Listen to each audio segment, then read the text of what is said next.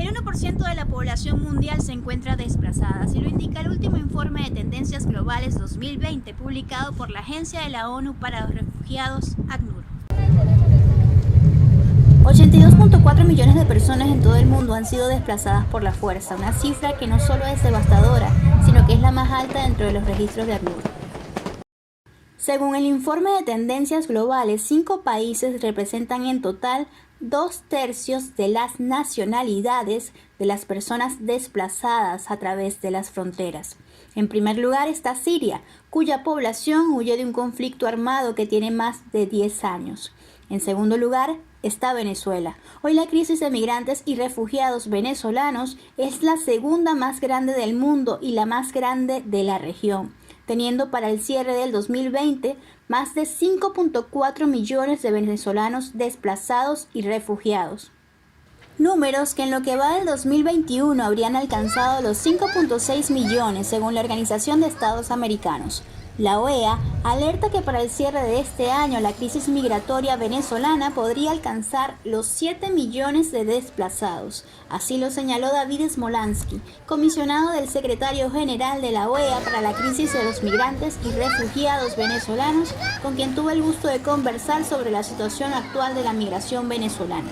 Tenemos una estimación de que para diciembre de este año, entre diciembre y marzo entre diciembre de 2021 y marzo de 2022, si se prolonga la dictadura en Venezuela y se reabren las fronteras, de 5.6 millones se pudiese llegar a 7 millones de migrantes y refugiados venezolanos, que lamentablemente nos convertiría ya como la primera población con más migrantes y refugiados en el planeta. Ahora, como toda estimación, depende de variables y bueno, pueden ocurrir como no pueden ocurrir, pues lo iremos viendo, ¿no? Claro.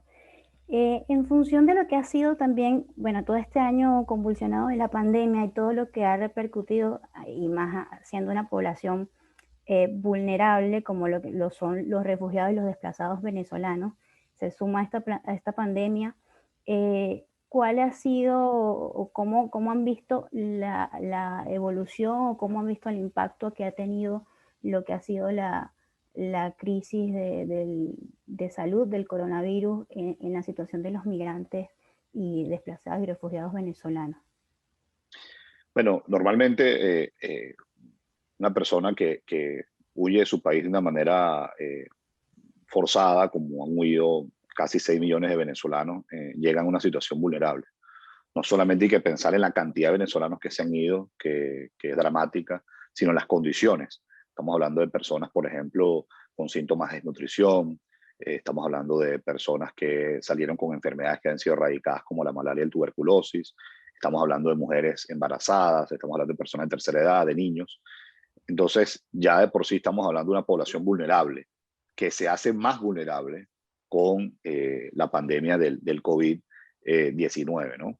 En ese sentido, bueno, hubo un fenómeno el año pasado y nosotros sacamos un informe al respecto que te puedo compartir, donde se estima que aproximadamente 130.000 venezolanos regresaron a su país debido a la pandemia. Distintos motivos. Muchos querían estar cerca de sus familias por el miedo que tenían de las consecuencias que podía dejar el COVID en un país como Venezuela.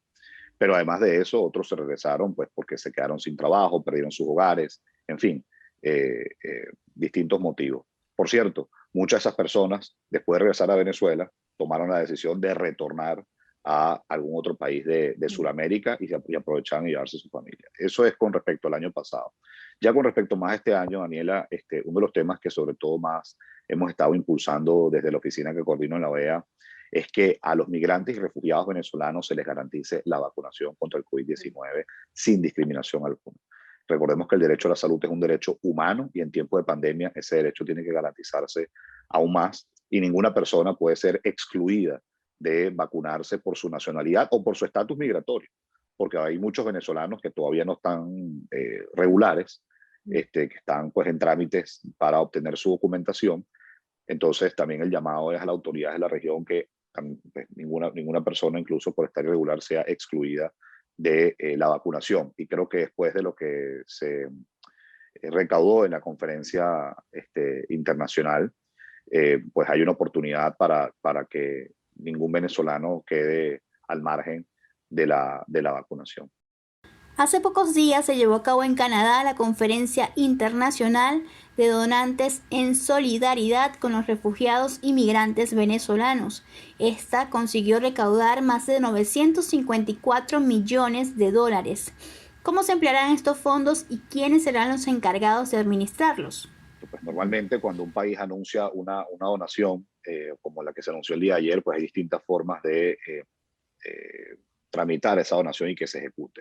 Parte de ese dinero va a los países receptores, que están muy necesitados, ¿no? Que recordemos que tienen sus propias limitaciones de infraestructura, de servicios, y bueno, va a las arcas de esos países para que implementen proyectos que beneficien a los migrantes y refugiados venezolanos. Otra parte también va a organizaciones de la sociedad civil, que tienen distintos programas, por ejemplo, de atención médica, programas de nutrición, programas de orientación jurídica, etcétera. Y otra parte, que quizás la más grande, va a la plataforma de respuesta que creó Naciones Unidas para abordar la crisis de migrantes y refugiados venezolanos, más específicamente las agencias ACNUR y OIM. Así que esa es la forma como ese dinero pues, se tramita. Hay una página web que pues, ustedes pueden visitar que es www.r4v, cuando digo 4 el número, www.r4v.info, y ustedes pueden ver allí todo el plan de respuesta que hay para los migrantes y refugiados venezolanos desde el punto de vista económico. Existe una marcada diferencia entre los términos refugiado, desplazado y migrante. Sin embargo, las diversas organizaciones que tratan el tema de la crisis venezolana alegan que la misma debe ser catalogada como una crisis de refugiado. ¿Por qué es esto? Smolansky nos explica. Bueno, nosotros siempre hemos dicho que lo ideal es que al venezolano se le reconozca como refugiado según la Declaración de Cartagena. La Declaración de Cartagena es la única que expande el concepto de refugiado según la ONU y dice que una persona puede ser considerada refugiada cuando huye de su país por violencia generalizada, alteración al orden público, agresión extranjera y violación de derechos humanos. En nuestra opinión, las 4 aplican hoy para Venezuela. Brasil está implementando la Declaración de Cartagena y cerca de 50.000 venezolanos han obtenido el estatus de refugiado en Brasil. Recordemos que Brasil es un país donde ya han albergado a más de 270.000 venezolanos. México también está implementando, por cierto, la Declaración de Cartagena, solo que a diferencia de Brasil, cuando lo hace de manera colectiva, México lo hace de manera individualizada. Y también quiero recordar que México ya es un país que ha albergado más de 100.000 venezolanos. Ahora bien, lo que también estamos trabajando con los gobiernos de la región es, si no se implementa la Declaración de Cartagena, pues que se implementen mecanismos de regularización que protejan a los venezolanos, así sea pues de manera temporal. Lo ideal es que sea una protección permanente, pero si no, como alternativa que sea temporal, pero que ese tiempo sea lo más prolongado posible. Ahí está, por ejemplo, el Estatuto Temporal de Protección que está implementando Colombia, que va a durar 10 años. Eso le va a cambiar la vida a muchos venezolanos en ese país. Lo mismo está haciendo Estados Unidos con el TPS, que en este caso dura año y medio, pero con posibilidad de renovar. Lo mismo está haciendo Perú con el permiso temporal de permanencia, que ahora pasa a ser un carnet especial de permanencia, se llama el CPP, con República Dominicana, que es una isla que pocos saben, pero ya hay cerca de 120.000 venezolanos, se está implementando lo que se llama el plan de normalización migratoria. Entonces, eso es lo que nosotros hemos venido promoviendo en la región. Es decir, que el venezolano obtenga su protección permanente o en su efecto temporal. ¿Qué permite tener esa protección? Bueno, en primer lugar, documentación. Si se tiene una documentación, se puede integrar a los mercados laborales de manera formal. Los jóvenes tienen menos barreras para acceder a la educación, se tienen menos barreras para acceder a la salud y sobre todo, Daniela, trámites cotidianos que a veces no se piensan que hay que hacer, abrir una cuenta bancaria, poder optar al seguro social, sacar una licencia de conducir, poder alquilar una habitación. O sea, esos trámites cotidianos que la gente los da por hecho, no lo puedes hacer si tú no tienes tus papeles, como se dice coloquialmente, si tú no tienes tu documentación. El desplazamiento de los venezolanos ha tenido como varias fases y a veces se han unido todas. Vimos los caminantes, estamos viendo los náufragos, bueno, siguen los caminantes, siguen los náufragos, ahora estamos viendo pues esos pies mojados que cruzan el Río Grande, con unas imágenes que creo que jamás nos habríamos planteado ver, que veíamos en otros y ahora nos vemos reflejados allí. Sobre todo, pues vemos muchos adultos mayores cruzando y niños cruzando la frontera entre México y Estados Unidos. Y eso ha sido un impacto reciente. Siguen cruzando, el flujo sigue aumentando en medio de la pandemia y de los cierres. Y bueno, de por sí, el impacto de ser esa nueva nacionalidad que se suma a la lista de estos pasos por Estados Unidos, eh, sobre esta situación en particular de los venezolanos que están cruzando el río, ¿qué me podrías comentar? O sea, entiendo que cruzan y se acogen al asilo político directamente, la mayoría de ellos van en busca de asilo y tienen pues familiares allí, eh, pero ¿qué posibilidades tienen de conseguir o no este amparo y qué me podrías comentar al respecto en función a esta situación? Mira, el incremento de venezolanos llegando a los Estados Unidos por la frontera terrestre con México ha sido eh, significativo. La palabra es impresionante, ¿no? La verdad. El año pasado solamente, si no me equivoco, 130 venezolanos, un número parecido, habían ingresado a los Estados Unidos por la frontera terrestre. Al momento que me hace esta entrevista, y me puedo quedar corto, se estima que cerca de 11.000 venezolanos han hecho el, el, el ingreso por la frontera terrestre de Estados Unidos desde México, lo que ya representa más del 6% del total de todos los inmigrantes que han ingresado a Estados Unidos en el último año, ¿no? Recordemos que esta es una frontera que sobre todo es común ver personas de nacionalidades de países centroamericanos, entiéndase Honduras, El Salvador, Guatemala, también obviamente países, México, algunos países caribeños también, haitianos, cubanos, pero bueno, es una realidad también hoy lo de los venezolanos, ¿no? Muchos pues han sido detenidos y están en centros de reclusión migratoria. Muchas de estas personas pues llegan a pedir asilo, son víctimas de persecución política, han sido víctimas de represión, de amenazas, o han sido víctimas de la crisis humanitaria, más específicamente la falta de acceso a la salud o la falta de acceso a la alimentación. Así que bueno, estamos velando para que estas personas pues tengan protección, ¿no? Y que sus derechos sean garantizados.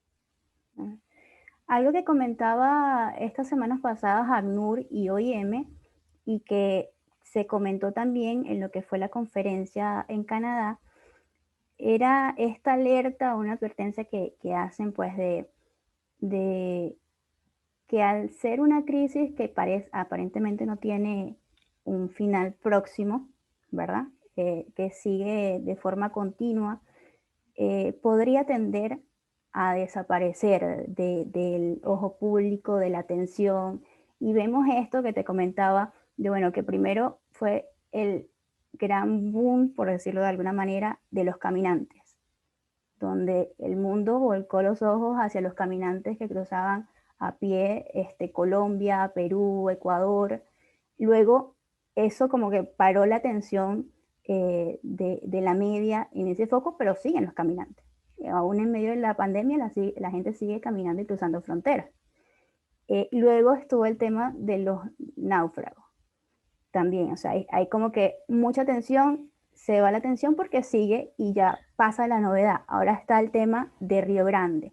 ¿Cómo podemos hacer para que siga y se siga manteniendo el foco y no caer Yo en creo que eso? el foco está, Daniela, el foco está porque lamentablemente mientras siga el régimen ilegítimo en Venezuela, que es el responsable de la hambruna, de la falta de medicina, del colapso de los servicios, de la inseguridad, de los crímenes de lesa humanidad, la gente se va a ir, la gente se va a seguir yendo, lamentablemente.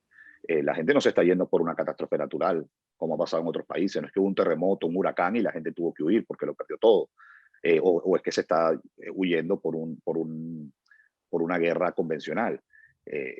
La gente se está yendo por una dictadura que ha coartado todas las libertades. la libertad tan esencial como de conseguir el pan o la harina para hacer una arepa. Entonces, ¿por qué se va la gente de Venezuela? La gente se va a Venezuela para buscar un sitio seguro donde vivir, no ser víctima del hambre. La gente se va a Venezuela para conseguir un sitio donde pueda comer 3 veces al día, porque en Venezuela eso no es una garantía. La gente se va a Venezuela para conseguir un hospital donde pueda ser atendido, porque en Venezuela eso prácticamente es imposible. La gente se va a Venezuela porque si alzas tu voz puedes terminar preso y torturado. La gente se va a Venezuela porque quiere levantarse y tener agua potable, poder prender la luz. Entonces, por eso, cuán dramática es la situación hoy en Venezuela para que una persona tome un peñero arriesgando su vida. Cuán dramática puede ser la situación hoy en Venezuela para que las mujeres vayan a dar a luz a Boavista en Brasil o a Cúcuta en Colombia. De cada 10 mujeres que dan a luz en Cúcuta, 8 son venezolanas. De cada 10 mujeres que dan a luz en Boavista, Brasil, 7 son venezolanas. ¿Cuán desesperado tiene que estar un ser humano para caminar más de 3.500 kilómetros, como se camina desde Cúcuta hasta Lima? ¿Cuán desesperado tiene que estar un ser humano para lanzarse al agua? Y como muchos han hecho, han terminado nadando para llegar a Trinidad y Tobago y Curazao. Bueno, es la desesperación que ha generado la dictadura. Entonces yo no creo que el foco se pierde. Lamentablemente en estos años hemos visto venezolanos caminar, como mencionabas, los caminantes, muchos además sometidos a temperaturas extremas cuando pasan el páramo de Berlín, han sido víctimas de hipotermia. Hemos visto los náufragos, como ocurrió hace unos meses con los náufragos de Wiria, lamentablemente. Ahora estamos viendo a las personas que están cruzando el Río Grande para poder llegar a Estados Unidos. Y yo soy el primero que no quiere ver más eso.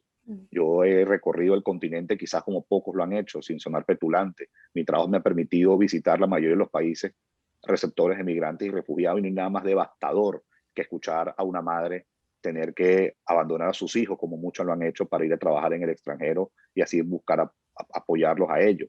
No hay nada más dramático que ver a niños y adolescentes que me dicen que se despidieron de sus padres o de sus abuelos porque no saben cuándo vuelven a Venezuela. No hay nada más duro que escuchar a una persona que fue víctima de torturas y apenas la sacaron de la cárcel, pues la primera oportunidad que tuvo dejó el país. No hay nada más cruel que escuchar a una persona que se tuvo que lanzar al mar para poder llegar a una isla del Caribe. Y todos dejaron familia en Venezuela. El mayor anhelo que todos los que estamos desterrados es querer volver. Pero mientras esa posibilidad aún no esté dada, toca reinventarse. Y yo sí soy un fiel creyente que el venezolano que está desterrado se le debe brindar las oportunidades para que se integre a la sociedad donde está llegando. Porque eso no solamente será una inversión para ese venezolano que surgirá, sino también ese país se va a ver beneficiado. Porque hay muchos estudios que demuestran cuán positiva puede ser la migración para las economías de los países receptores, pero también Venezuela en el futuro se va a ver beneficiada. Porque cuando en Venezuela haya nuevamente democracia y libertad, se va a necesitar de quienes hoy están desterrados para reconstruir a Venezuela. Pensar de que Venezuela se va a reconstruir excluyendo a quienes hoy estamos afuera sería una ingenuidad del tamaño de una catedral. Se va a necesitar también de aquellos que estamos desterrados para reconstruir a Venezuela a todo nivel, en la educación, en la salud, en la seguridad, en la infraestructura, en la energía, etcétera, etcétera.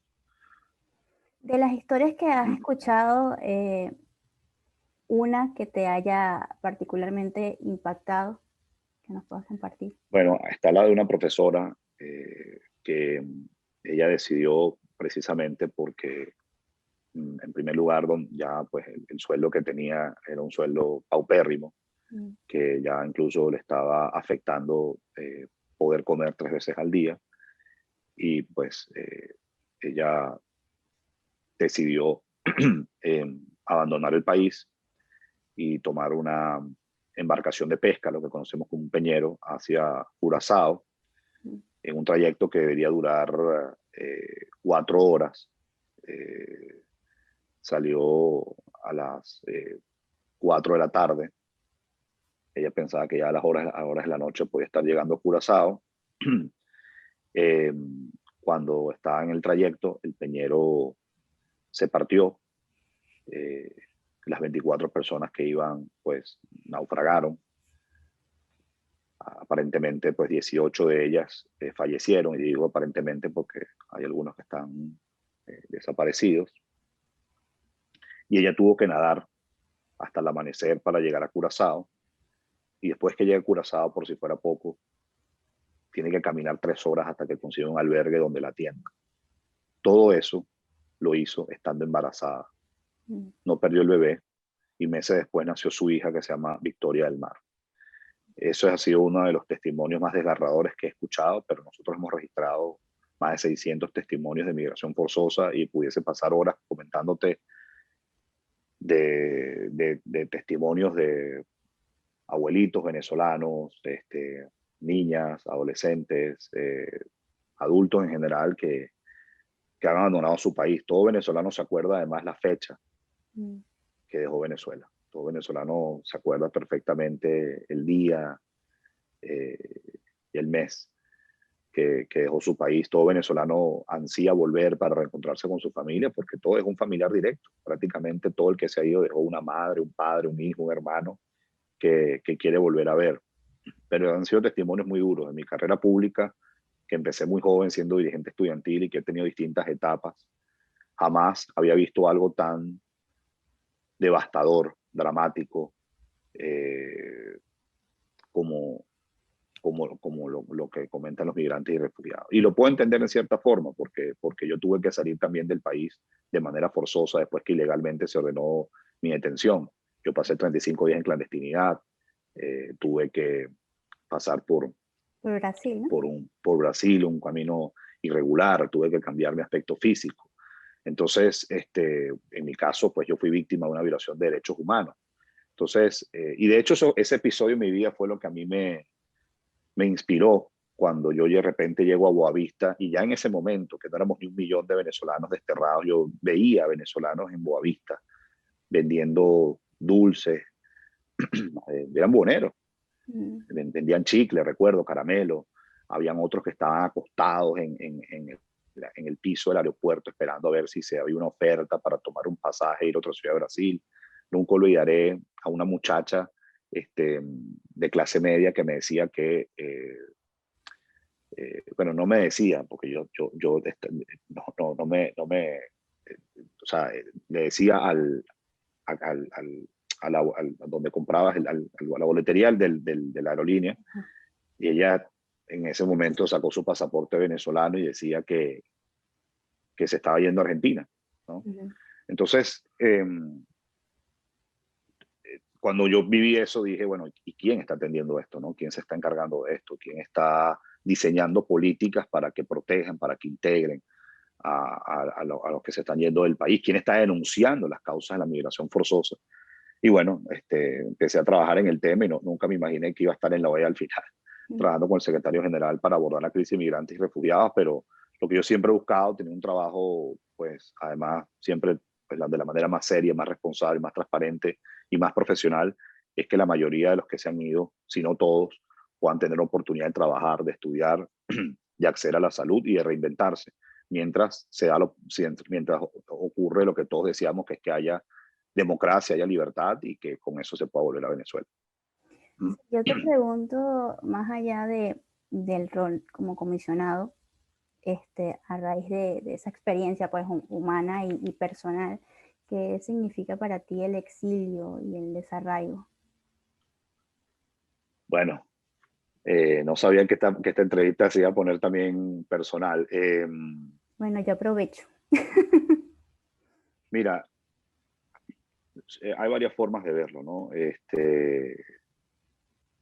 Lo primero a nivel general, ¿no? Y después te hablo a nivel personal. El exilio no puede ser lapidado como lamentablemente hay muchos que lo hacen. Hay gente que aún se queda en Venezuela, sobre todo la clase política, y que está dispuesta a negociar cualquier tipo de principios porque le huye al exilio y le tiene miedo a lo que es reinventarse, y le tiene miedo a lo que es estar lejos de su país y lo que es estar lejos de tu familia.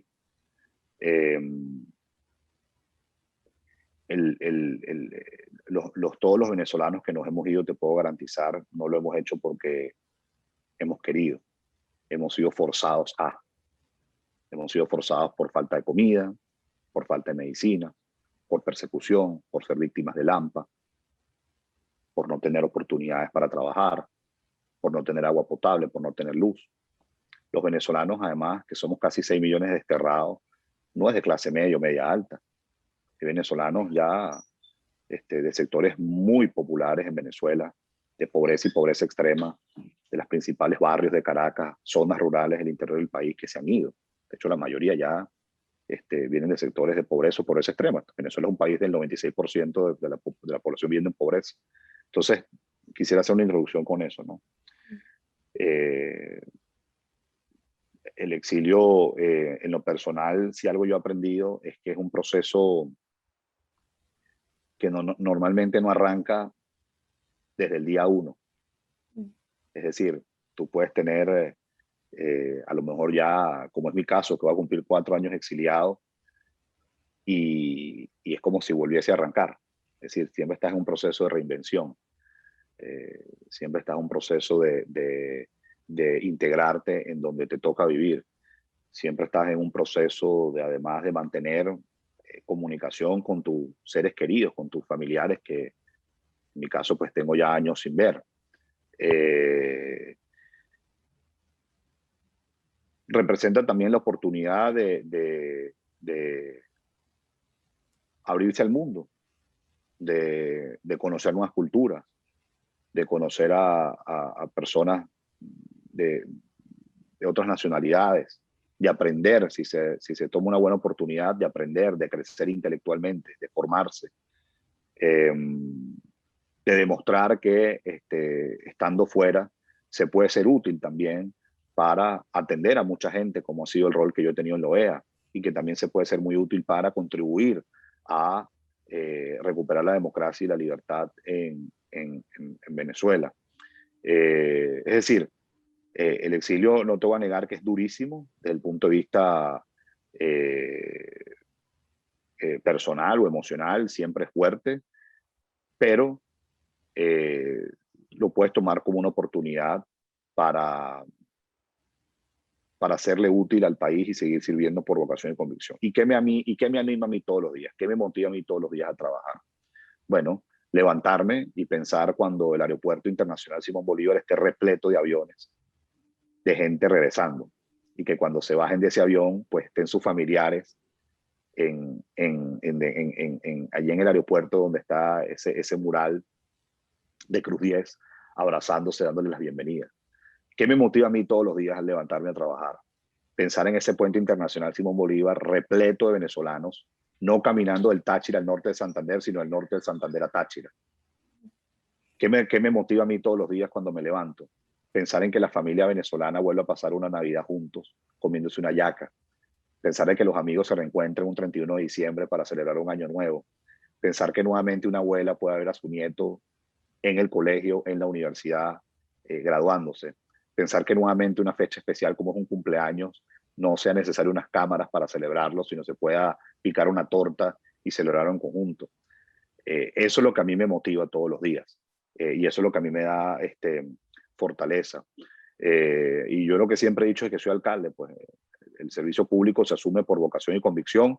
Hoy lo hago desde un rol diplomático, y cada vez que logramos algunas de las políticas que impulsamos de esta oficina, que los gobiernos la implementen, como por ejemplo Colombia con estatuto temporal, pues uno siente pues que está viendo la cosecha de lo que se ha sembrado en este tiempo para venezolanos que hoy van a estar mejor, y sobre todo para venezolanos que van a contribuir a que Venezuela esté mejor.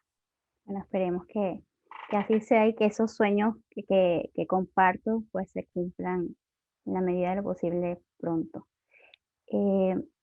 Hay una serie de temas que me gustaría abordar, que no suelen tener tanto foco, pero que están latentes.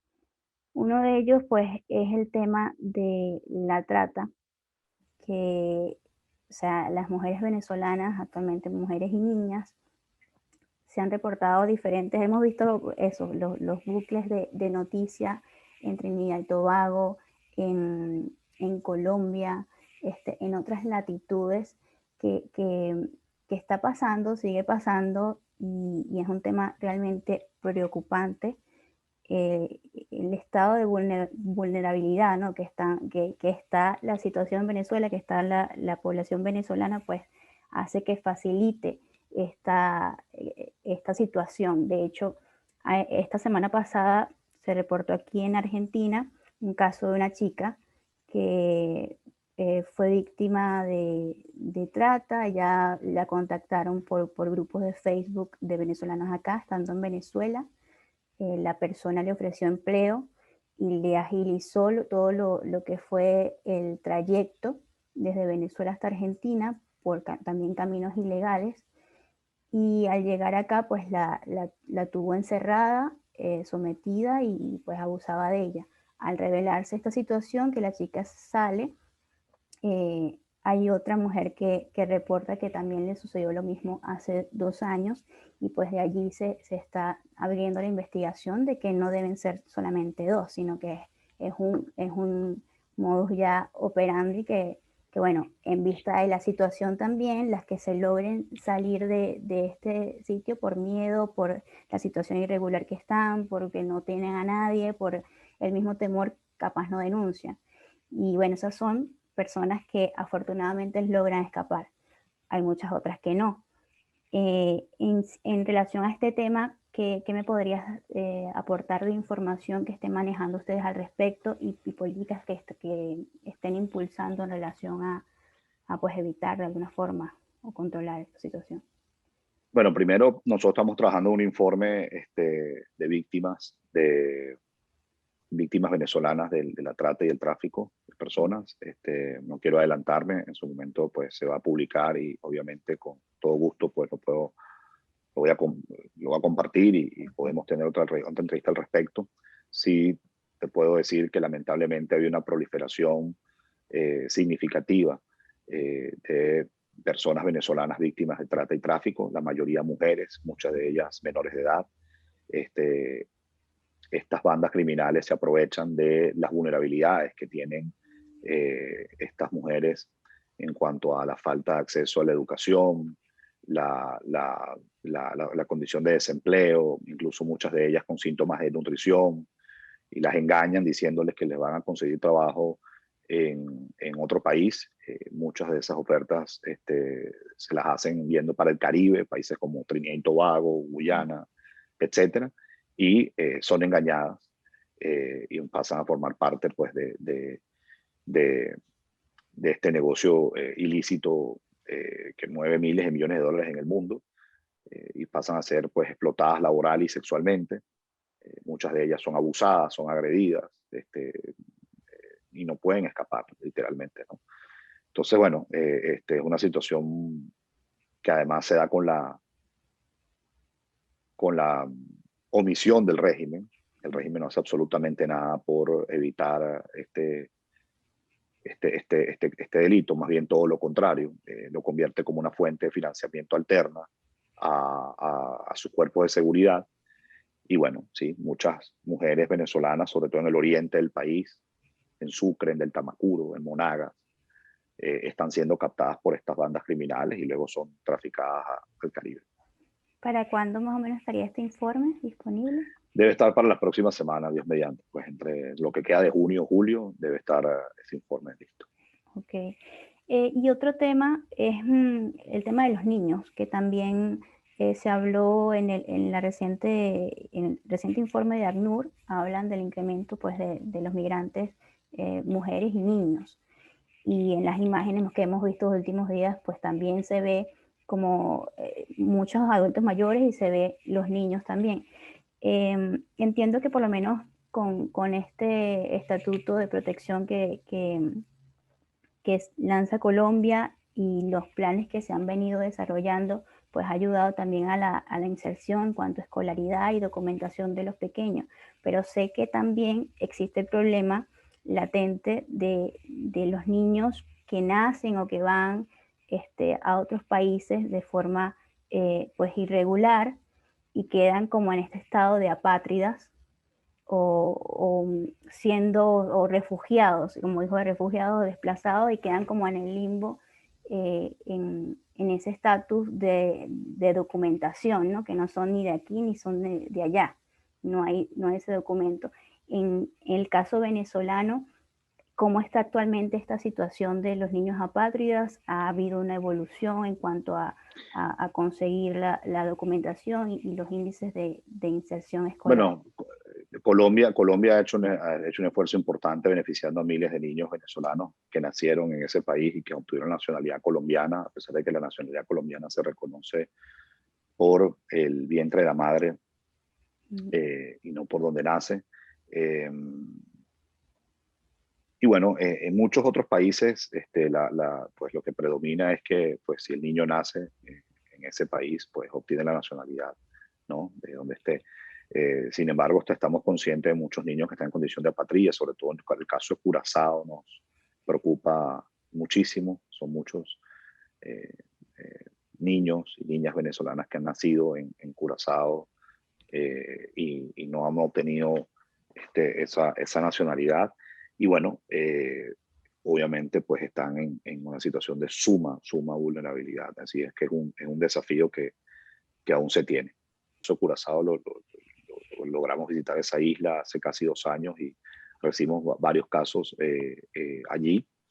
Y bueno, como te decía anteriormente, pues es un desafío que aún tiene la región, porque el derecho a la identidad en Venezuela, que es un derecho humano, por cierto, gente no sabe, mucha gente no sabe eso, pero el derecho a la identidad, el hecho de que usted tenga una cédula de identidad, un pasaporte, es un derecho humano, pues en Venezuela también está siendo vulnerado, porque es prácticamente imposible tener un documento de identidad, o si no, hay que ir por los caminos verdes, como lo llaman, ¿no? Y cuánto pues te pueden cobrar para obtener un pasaporte o una cédula.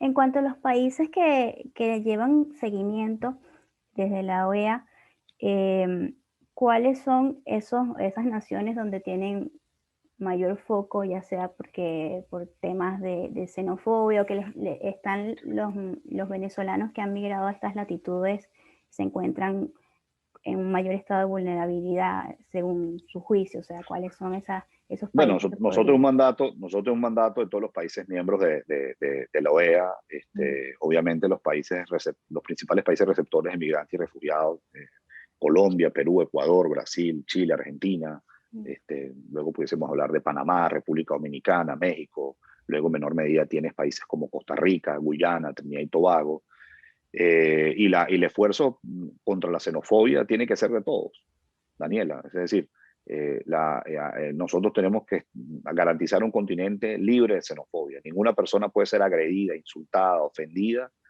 por su nacionalidad. Y por cierto, esto es un esfuerzo que no solamente tiene que recaer en la OEA o en la ONU o en los presidentes. Esto tiene que caer en todas las autoridades. Cuando me refiero a todas las autoridades, voy hasta la autoridad local, el alcalde o el concejal, porque ¿cuál es la primera autoridad que se tropieza un migrante, un refugiado?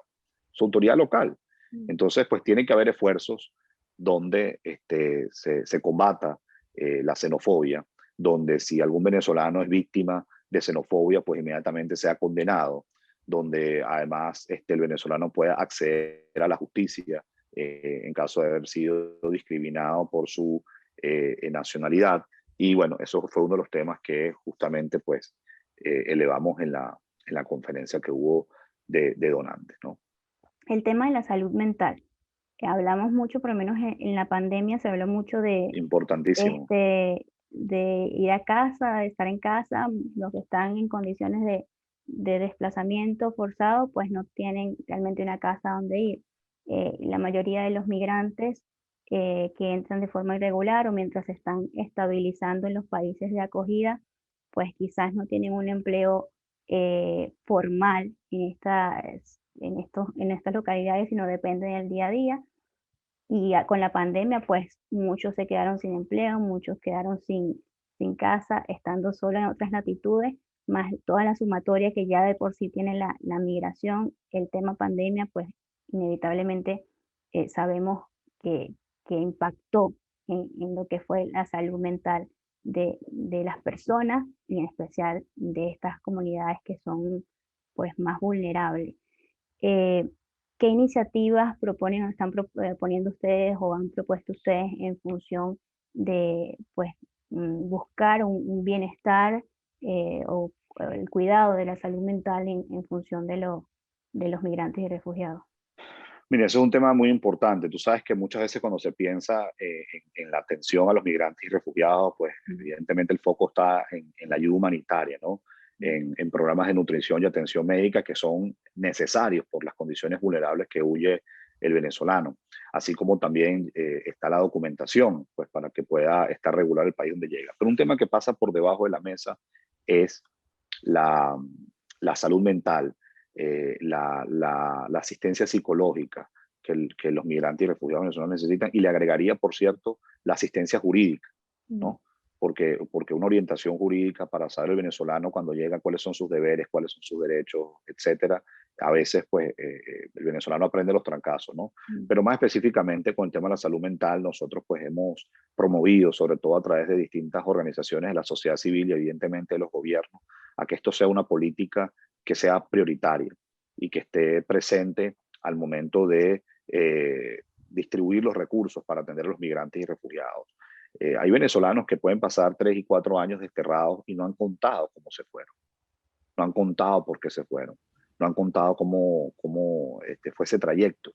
Y uno de los temas que nosotros más hicimos en la OEA cuando registramos el año pasado más de 600 testimonios de migración forzosa, es que precisamente les preguntamos, bueno, ¿por qué saliste de Venezuela? ¿Cómo saliste de Venezuela? ¿Has recibido algún tipo de asistencia psicológica? ¿Cómo te has sentido en el país de acogida?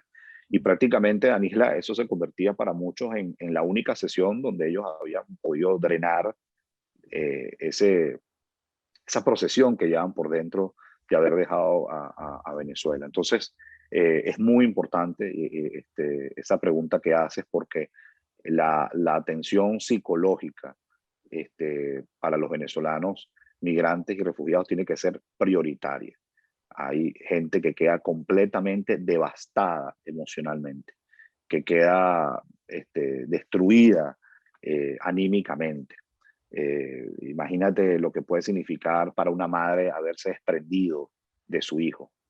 Imagínate lo que puede haber sido para unos jóvenes haberse despedido de sus padres. Imagínate lo que puede significar para una persona haber caminado semanas para poder llegar a un sitio donde dormir. Imagínate lo que significa para una mujer que haya sido abusada, que haya sido agredida, que haya sido explotada laboralmente. Imagínate lo que habrá sido para otra mujer haber tenido que caminar miles de kilómetros para llegar a un hospital y poder dar a luz. Entonces, te deja unas secuelas psicológicas muy fuertes, y que eso tiene que ser atendido, y que nosotros lo hemos promovido muchísimo, eso con los gobiernos y la sociedad civil.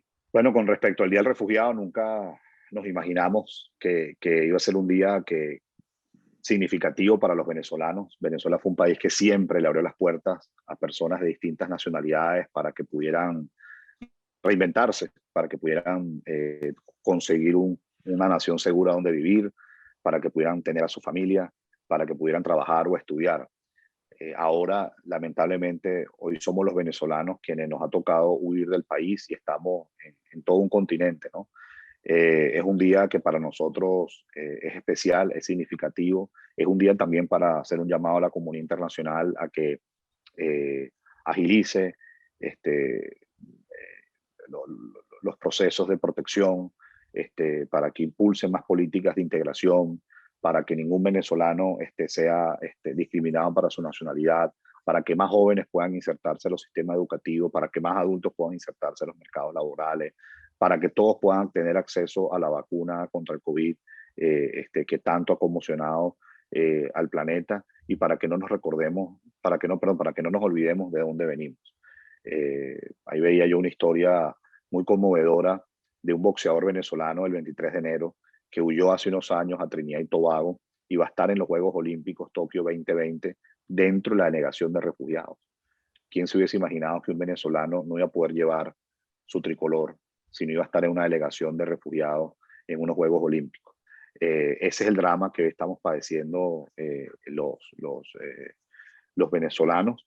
Y reiterar lo que te dije más temprano, imaginemos ese país donde podamos nuevamente bañarnos en una playa del Mar Caribe, en Anzoátegui, en Nueva Esparta, en La Guaira. Imaginemos nuevamente poder subir el Ávila en Caracas. Imaginemos nuevamente poder sentir el frío de los Andes. Imaginemos nuevamente poder amanecer y comernos una arepa con nuestras familias.